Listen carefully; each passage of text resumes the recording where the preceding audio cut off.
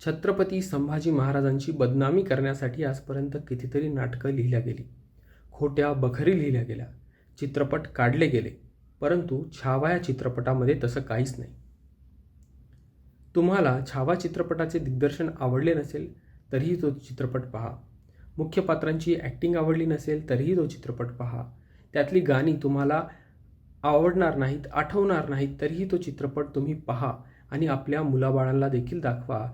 कारण एक आदर्श पती कसा असतो, एक आदर्श मित्र कसा असतो, एक आदर्श राजा कसा असतो हे तुम्हाला त्यामध्ये पाहायला भेटेल.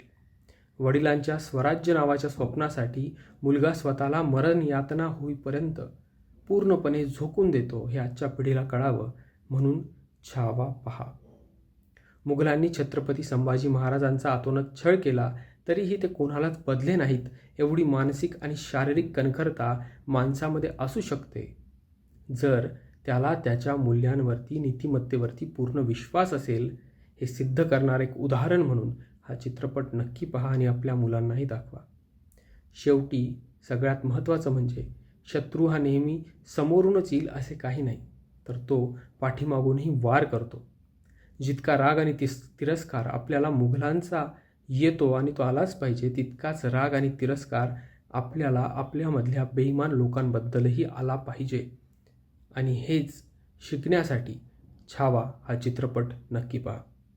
धन्यवाद.